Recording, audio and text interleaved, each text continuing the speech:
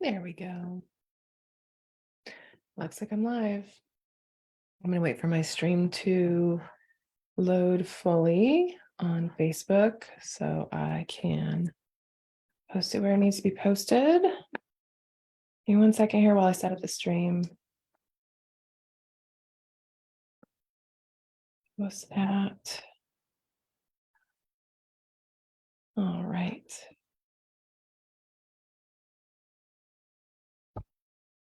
Okay.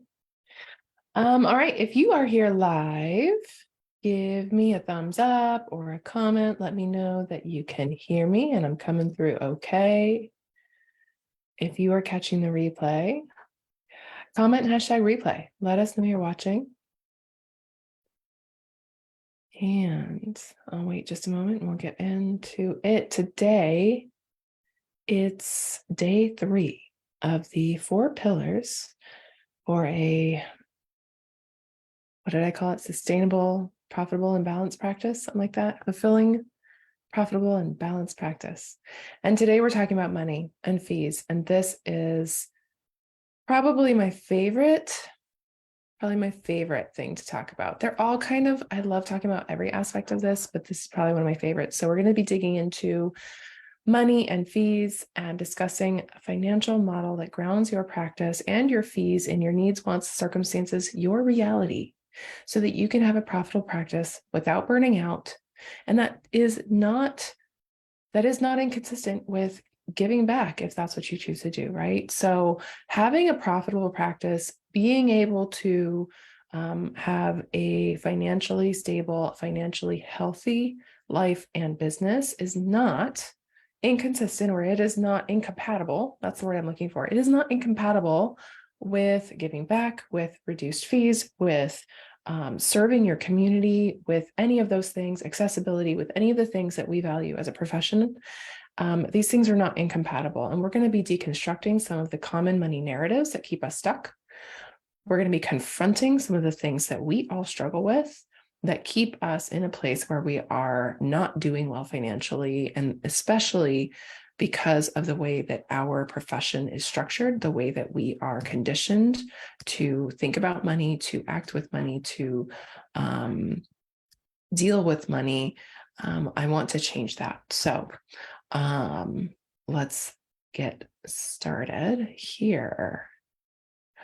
Just as I have in the last couple, I want to tell you a little bit about why this is important and what brought me to this point. So how this evolved in my own practice. I started out like so many people, where my husband was working full time and we had our kids, and he said, I don't want you to have to worry about working. And so I was very lucky. I was very fortunate, like some people are, to be in a position where my practice wasn't necessary.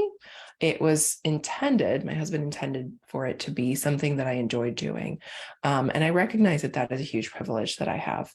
Not everybody starts like that, but so many of us, whether we started like that or you started, with this being your primary income, we often start our practices by setting our fees and looking at people around us and setting our fees based on something similar to what's going on around us, and then having a sliding scale or a reduced fee structure.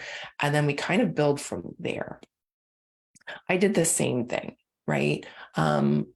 And at the time, my husband was working 2 jobs. He was pulling 60 plus hours a week. He's in law enforcement and a reservist in the military, just so that I didn't have the stress of having to worry about the finances of my business. And there was a moment where I realized that my husband was literally killing himself so that I didn't have to worry about money. And that suddenly became very important to me. That suddenly, like, by killing himself, I mean literally. The average age of first heart attack for a police officer is 47.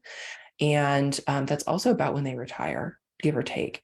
And I recognized that what he was doing was literally killing his body in order for me to not worry about money. And I decided that that needed to change. I had been building my practice as a hobby and offering sliding scale, depending on grandma childcare, again, depending on my privilege, in order to build a practice that was not financially sustainable and was being subsidized by the people around me, by my husband's health, by free childcare. And that had to change. I had to make really big changes, and that forced me to also confront the money stuff that I was dealing with.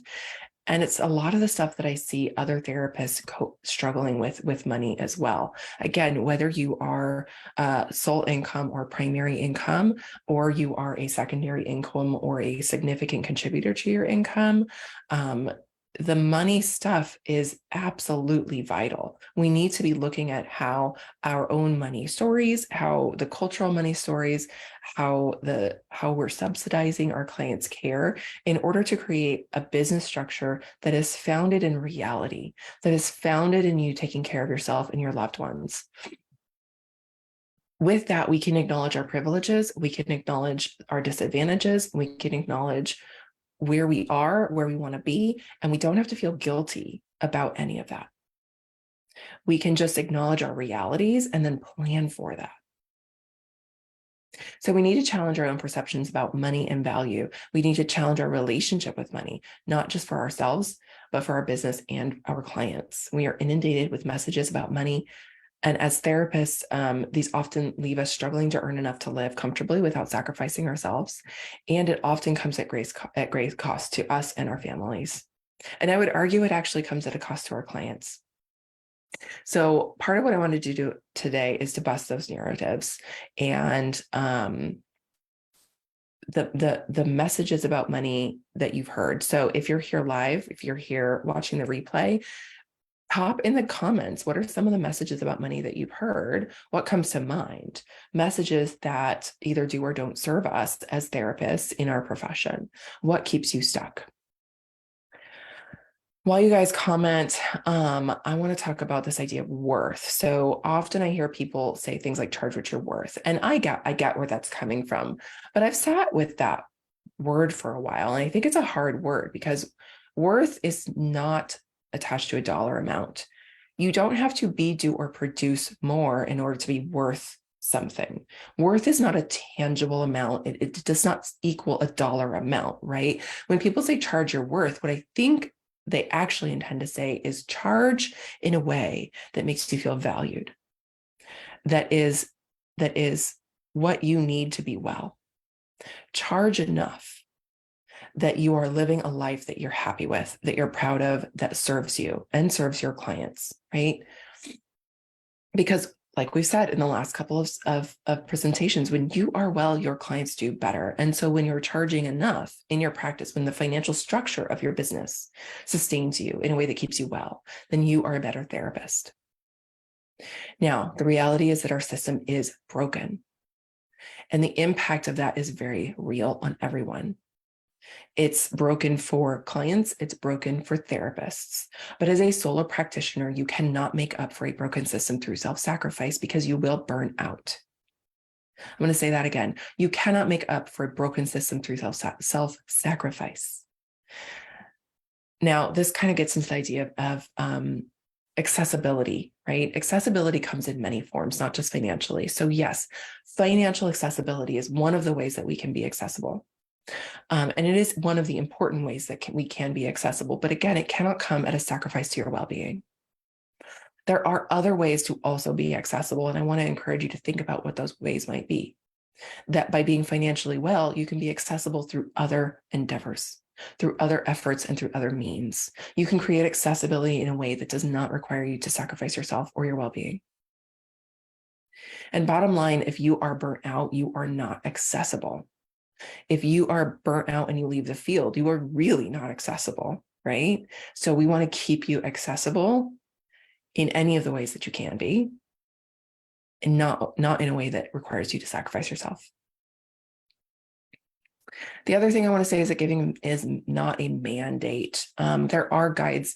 A lot of our ethical guides say that we should be giving some amount, or they encourage us to give some amount of our professional capacity in some way.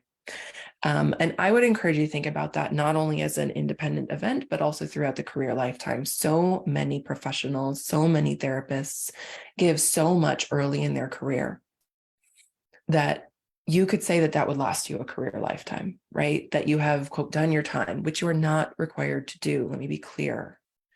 But there are so many ways that we can give that is different than having to give our clinical self. right? There are so many different ways.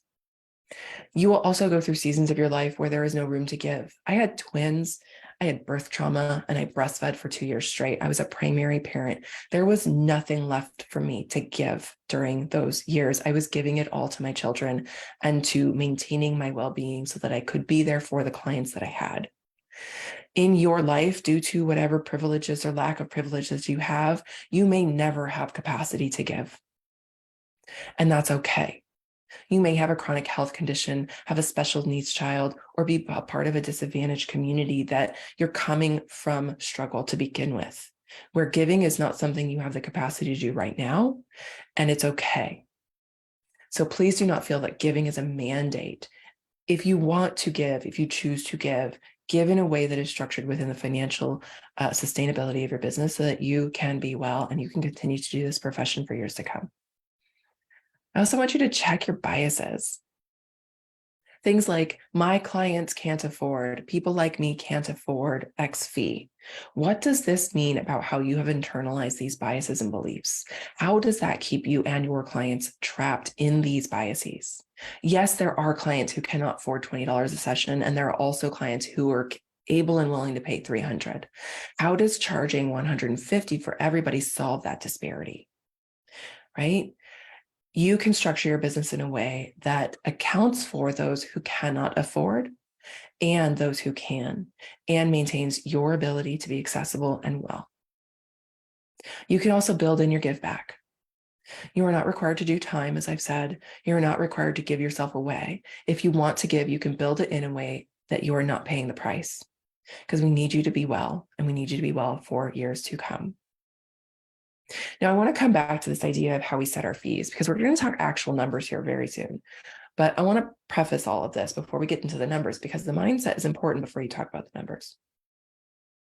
Most of us are told to set our fees based on usual and customary. And I have a very big problem with the concept of usual and customary. Who decided? Like, who was the first person to decide what fees should be? What gave them that privilege? Have they increased their fees? Where did that come from, right? Somewhere, someone decided what the usual and customary amount was, and then we all followed suit, regardless of our circumstances, regardless of our realities and our life and our needs and our goals. Someone decided what usual and customary was, and then we've all followed suit. And if everybody raised their fees $5, $10, $20, that would become usual and customary.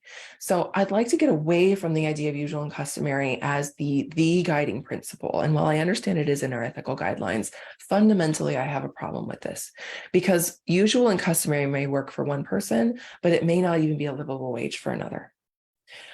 Someone with a spouse who has a very good income may get to choose to offer a pay as you can or reduce fees or a lower fee structure. A primary parent, single parent, does not get that same choice. They do not have that luxury or that privilege. And so the usual and customary based on what other people charge is not going to fit what they need. So we need to stop comparing what each of us are charging and start charging based on what we need in order for us to be successful in our lives, and not judging others for what they charge. So let's talk numbers. This is the exciting part. What do you need to earn to be well? Again, I'm not looking at this from this is what I need to earn to get by. What do I need to earn to be well? What life do I want? And then what does that mean about the finances that I need? Now, let's talk a little bit about sort of what's out there, what's common right now. I did some research on the current income for W-2 jobs for mental health professionals. And the best I could come up with, and the data hasn't changed much, but between the data between 2020 and 2022 and what I could find, the median salary for a mental health professional of varying degrees and certifications and stuff is about $49,000. That's a W-2 job. The top 10% of mental health workers make between $80,000 and $100,000. So you get an idea of sort of where the job spectrum is. Therapists and counselors also make up most of the 10 worst paid master's degrees. We are all on that list, all of us, right? So of the master's degree level therapists and of master's degrees that are worst paid, all mental health professionals are on that top 10 worst paid list, all of us, right? We make up most of them. And there's something seriously wrong with that. So in order to calculate what you need to earn in your private practice, because you are self-employed at that point, we need to do a little bit of math. A good estimate for what you need to earn, your gross income, in order to take home an equivalent of your W-2 job is about a 1.3 to 1.6. So take what you earn at your job, multiply it by 1.3 to 1.6 in that range. You can do both equations and see what the range is. And that's a pretty decent rough estimate of what you need to earn gross in your private practice in order to bring home the same amount of money. Now, this will depend on your costs, whether or not you need to pay for an office, whether or not you need to pay for health insurance, things like that. In a fully online practice can be run for as little as $300 a month. Can be done. I did it for a couple of years, actually. So depending on what your costs are and whatnot, you can do some math on that. But 1.3 to 1.6. Now, if you want to be really, really, really conservative and make sure you're earning enough, you can multiply times 2. So if you're making $49,000 in your, in your W-2 job, then double that, and that's what you need to earn in your private practice to bring home the same amount. Chances are you'll bring home more, but that gives you a really, really conservative number. Now, I did some math on what that could look like in private practice. So we're going to use $128,000 gross income measure. That puts you around like an $80,000 take home, maybe 70, depending on your overhead, right? So we're greatly exceeding the median salary for W-2 professionals by earning $128,000 gross income. How that math works out. We're going to do this math based on how many clients you're going to see and how many weeks you're going to work. Now, before we get into those numbers, I want to say a couple of things. There's a few rules that I like to have here. When you're calculating your fee, now remember yesterday, you did your schedule. Let's say you did your schedule and you realized that you could see 20 to 25 clients a week. I want you to calculate your fee based on 20 to 22 clients, not 25. If your goal is to see no more than 15 clients a week, I want you to calculate your fee on 13. So I want you to calculate your fee on just a couple clients less than the most you want to see each week. This accounts for things like cancellations. If you have to cancel, this accounts for fluctuations in your caseload, like you have a spot open for a few weeks, that kind of thing. So calculate your fee based on a few clients less than the most you want to see each week. Now, the next piece, most of us calculate on a 48-week year that gives us 2 weeks of vacation and 2 weeks of sick time. I like to calculate on a 46 or a 47-week year. Why? Buffer. I like to build in buffer, right? This means that if I'm not operating at full capacity all the time, which is not humanly possible, then I'm still going to meet my financial goals and I'm going to be well. So based on, let's say, a $128,000 gross income. Now, I did a little math here. If you see 15 clients a week at 46 weeks and you charge $200 a session to everybody, that actually grosses you $138,000. So it actually has got like a $10,000 buffer in it. If you see 20 clients a week at 46 weeks and you charge $150 an hour, also $138,000. So that gives you another $10,000 buffer. So you could have a cancellation here and there. You could have somebody, an open spot for a little while. You can have, a little extra time off, stuff like that. Now, you want to maybe offer some reduced fees. Let's say you see 10 clients at 100 and 10 clients at 200 on average each week, and you see them for 48 weeks. That is also $138,000. Again, a $10,000 buffer. So when you're calculating your fees, one of the things that I find is fun to do is I like to do some math games and see, well, how many clients at this fee? How many clients at this fee? What does that get me? What are the different ways that I can reach this number, this goal number that I've set for myself, that I can say, this money will give me a life that me and my family need and deserve. Now, I want you to remember that these are your average fees, right? So if you're, again, at 15 clients at 200, that is average. So if you decide to reduce your fee for somebody, then that reduces your average. So when you're calculating your averages, if you want to include reduced fees or sliding scale, that needs to be taken into account. If you are taking insurance, let's say that you have a small portion of your practice as insurance, consider that your reduced fee. Now you need to calculate what your private pay rate needs to be in order to make up for the difference. So in order to reach your financial goal. The math can be intimidating at first, but once you find that equation, which is provided on the worksheet, you can run some different scenarios and figure out what's going to work best for you in your practice. And that's what's great about this, is that this is your business and you get to decide. All right, so this is where it's your turn. I want you to take the last couple of days, the vision you have for your practice, the schedule that you have created.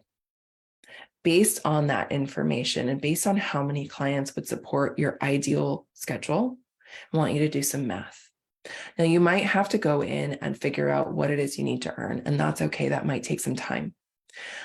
Personally, I'll give you kind of a window into how I determine that kind of thing. I use mint.com. I am not paid by them. I do not have a referral code. I just really like the service. There are other services like it. I sync all of my accounts to it. It aggregates my financial information for my personal finances, and it tells me what I'm living on. It tells me where my money's going. It helps me categorize. It helps me understand what I'm spending. But I'm able to use that information to look at and say, this is what I need in order to live well. I can then think about things like, if I want to have this vacation with my family, my kids want to go to Disneyland. If I want to take them to Disneyland, what's that going to cost me? All right, how am I going to build that in? If my family needs something, if I want to have a buffer for, if I want to build a savings account as a backup, as a rainy day fund, what's that going to look like? If I want to start investing in my retirement, what's that going to look like? I want you to put down all the things that you want for your life and what they mean financially.